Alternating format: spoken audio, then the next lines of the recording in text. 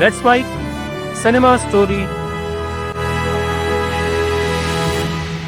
Priyanka Chopra Jonas अपनी नई Hollywood film the bulb के साथ वापसी कर चुकी है। Amazon प्राइम पर उनकी द ब्लफ फिल्म स्ट्रीम हो रही है। सोशल मीडिया पर रिएक्शन की बाढ़ है। ट्विटर पर लोगों ने अपनी राय देनी शुरू कर दी है। हर दिलचस्प बात यह रही कि इस बार चर्चा सिर्फ फिल्म की नहीं हो रही है, बल्कि प्रियंका चोपड़ा की वापसी की भी हो रही है।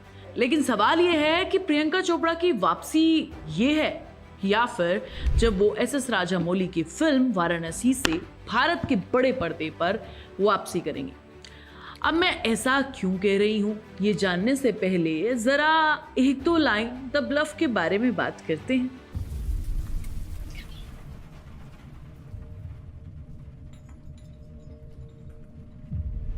द ब्लफ एक रिवेंज थ्रिलर है जहां कहानी सिर्फ बदले की नहीं बल्कि सर्वाइवल की है।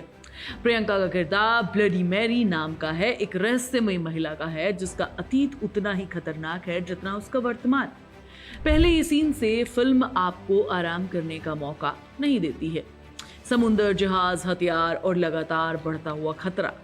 पूरी फिल्म का टोन ग्रिटी और रॉ रखा गया है। ग्लैमरस हीरोइन हमारी प्रियंका चोपड़ा भी नहीं दिखती है, बल्कि एक ऐसी महिला दिखती है जो टूट चुकी है लेकिन झुकती नहीं है। कुछ लोगों ने तो ये तक कह दिया कि द ब्लफ पूरी तरह से प्रियंका का शो है। लेकिन क्या ये सच है? ये बातें बार बार क्यों उठती हैं कि उन्हें दमदार रोल नहीं मिल रहे? हॉलीवुड उन्हें ए लिस्ट वाला स्टार नहीं मानता? क्या इसीलिए अब उनको एस राजामौली की वाराणसी जैसी फिल्म के साथ इंडिया की तरफ वापस रुख करना पड़ रहा है? और क्या वाराणसी उनके लिए एक गेम चेंजर साबित होगी? देखो, प्रियंका चोपड़ा ने नो डाउट बॉलीवुड में पिछले कुछ टाइम में अपनी एक अलग पहचान बनाई है। क्वांटिको से लेकर बेवॉच, द मैट्रिक्स और हाल ही में सिटाडेल और द ब्लफ जैसी बड़ी फिल्में, हॉलीवुड फिल्मों तक अपना सफर उन्होंने बहुत बढ़िया तरीके से निभाया है। किसी सपने से कम नहीं रहा। अब ये बात पक्की है कि प्रियंका एक स्ट्रगलर नहीं है, बल्कि हॉलीवुड में एक एस्टैब्लिश स्टार है। उनके पास Amazon MGM के साथ एक फर्स्ट लुक डील है। ये सिर्फ एक्टिंग नहीं है, प्रोड्यूस भी कर रही हैं। लेकिन देखो, हॉलीवुड में एस्टैब्लिश होने का मतलब सिर्फ ये नहीं है कि उनके पास काम की कमी नहीं है। इसका मतलब ये भी नहीं है कि आपको ऐसे रोल मिले जो आपकी एक्टिंग रेंज को चुनौती दें, जो आपको एक एक्टर के तौर पर आगे बढ़ाएं। प्रियंका ने क्वांटिको में लीड रोल किया, सिटाडेल में एक ग्लोबल स्पीड बनाई, द ब्लफ में एक्शन करती हुई दिख रही हैं। ये बड़े प्रोजेक्ट्स हैं और बड़े प्रोजेक्ट की फिल्में और सीरीज हैं। लेकिन अगर आप उन्हें उनकी बॉलीवुड की फिल्मों में जैसे बर्फी, बाजीराव मस्तानी या फैशन से कंपेयर करें तो कई बार लगता है कि हॉलीवुड में उन्हें मिलने वाले रोल्स में डेप्थ नहीं है ना? आप भी सोचना इस बारे में एक बार। जो उनकी भारतीय फिल्में हैं ना, जो इंडियन फिल्में हैं, वो अक्सर उन सारी फिल्मों में सब डेप्थ देखने को मिलती है। हॉलीवुड, खासकर जब आप एक इंटरनेशनल स्टार के तौर पर एंट्री करते हैं, तो अक्सर आपको बड़े स्केल एक्शन या ग्लैमराइज्ड रोल में कास्ट किया जाता है। यहाँ पहचान बनाना जरूरी होता है, लेकिन उस पहचान के बाद सही कहानी, सही कैरेक्टर मिलना एक बड़ी चुनौती होता है। प्रियंका ने इस बात की और कई इंटरव्यूज में खुद खुलासा किया है कि उन्हें स्टीरियोटिपिकल रोल्स मिलते हैं, उनसे बचना पड़ता है, खुद को साबित करना पड़ता है। तो फिर से अच्छी स्क्रिप्ट की तलाश है क्या? इसका मतलब है कि प्रियंका को ऐसे प्रोजेक्ट चाहिए जो उन्हें सिर्फ आइटम नंबर या एक्शन हीरोइन के तौर पर ना देखें, बल्कि उन्हें एक परफॉर्मर के तौर पर देखें जिसके कैरेक्टर में डेप्थ हो। उन्हें ऐसी कहानियां चाहिए जो ग्लोबल से लेकर कैरेक्टर ड्राइवन हो। और इसी पॉइंट पर एंट्री होती है एस राजामौली की। बाहुबली और RRR के बाद राजामौली एक ऐसा नाम बन चुके हैं जिनकी फिल्में सिर्फ इंडिया में नहीं बल्कि पूरी दुनिया में देखी जाती हैं। उनकी कहानियां भले ही भारतीय संस्कृति में रची बसी हों, लेकिन उनका विजन और स्केल यूनिवर्सल होता है। उनकी फिल्मों में सिर्फ एक्शन नहीं होता, उसमें इमोशन होता है, ड्रामा होता है और कैरेक्टर की एक जबरदस्त जर्नी होती है, एक आर्क होता है। तो ये बहस ये नहीं होनी चाहिए कि प्रियंका बॉलीवुड में एस्टैब्लिश हैं या नहीं, वो बिल्कुल हैं। असली बहस ये है कि क्या बॉलीवुड वाकई ग्लोबल टैलेंट को पूरी क्षमता से इस्तेमाल कर रहा है, या अभी भी वो सिर्फ उन्हें साइड रोल या एक्शन हीरो या हीरोइन के जैसे सांचों में ढालने की कोशिश कर रहा है। क्या ग्लोबल स्टार के लिए अब सीमाओं के मायने खत्म हो रहे हैं?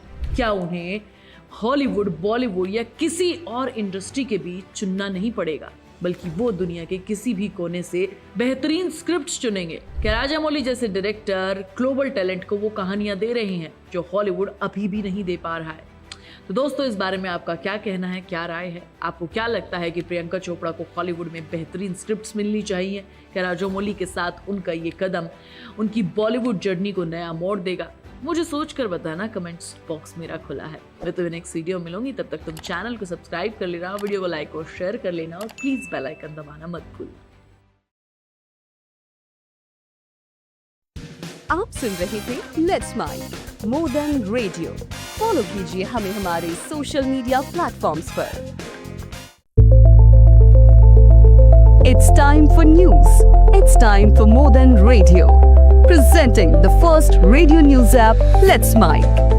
Let's Mic, a news-based app on your phone where you get to watch and listen news, talk shows, interviews, radio show podcasts.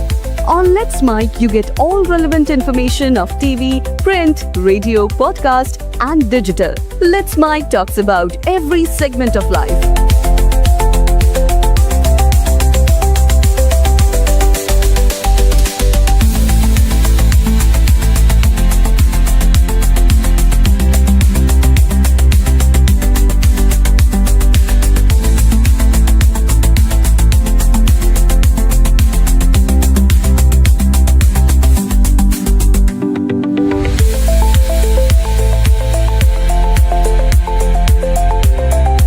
Download the app now from Play Store. Available both on Android and iOS mobile phones.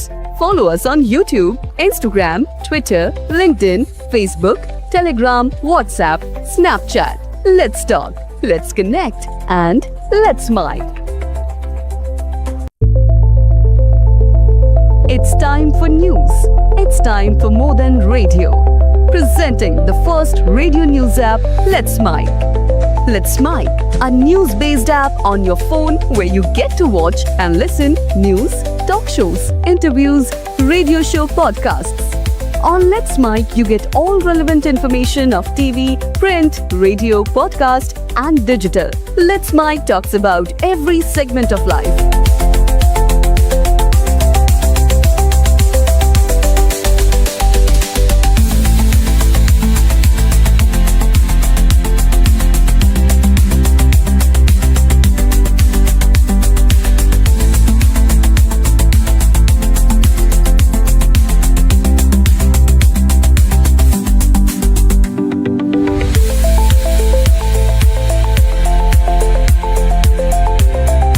Download the app now from Play Store. Available both on Android and iOS mobile phones. Follow us on YouTube, Instagram, Twitter, LinkedIn, Facebook, Telegram, WhatsApp, Snapchat. Let's talk, let's connect, and let's mic.